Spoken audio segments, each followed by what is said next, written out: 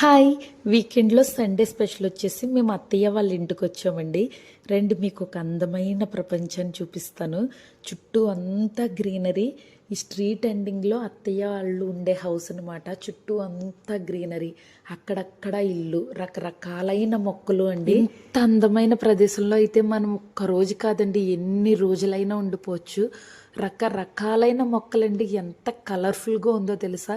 మనకి కలర్స్‌లో ఉండే ఆల్ కలర్స్ అయితే మొక్కలు ఇక్కడ కనిపిస్తా ఉంటాయి. మీరు కూడా చూడండి అసలు. మనకి అన్నీ తెలిసిన మొక్కలే అయ్యుండొచ్చండి. బట్ ఇక్కడ ఈ అమ్మమ్మ గారు, తాతయ్య గారు అయితే 40+ మొక్కలనైతే పెంచుతున్నారండి. బట్ ఈ ఫ్లవర్స్ మనకి తెలుసు. బట్ దేనికి ఏది స్పెషలు?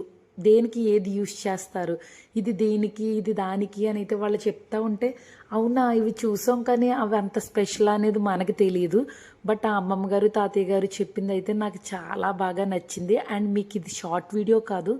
మరలా నెక్స్ట్ టైం వచ్చినప్పుడు బిగ్ వీడియో తీసి దాన్ని అయితే నేను ఏది దేనికి స్పెషల్ అనేది చెప్తాను మీకు. హౌస్ లోపలికి ఎంటర్ అవ్వగానే చాలా సెంటిమెంటల్గా, ట్రెడిషనల్గా, పీస్ఫుల్గా ఉంటుందండి.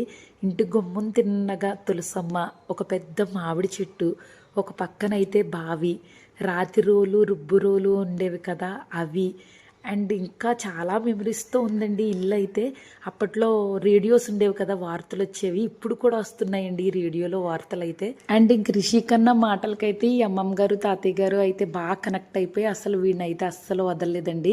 అంజీ ప్రియభక్తుడు కదమ్మా నువ్వు అని చెప్పేసి ఆంజనేయ స్వామి బొట్టు అయితే పెట్టి బాగా ఎంజాయ్ చేశారు వీడి మాటలకి, వీడితో అయితే వాళ్ళు. అండ్ పిల్లలు పెద్దవాళ్ళతో టైం స్పెండ్ చేయనిస్తూ ఉండాలండి. వాళ్ళు చాలా నాలెడ్జ్ తెలుసుకుంటూ ఉంటారు. అదండి సండే అత్తయ్య వాళ్ళ ఇంటి దగ్గర ఈ విధంగా గడిచింది.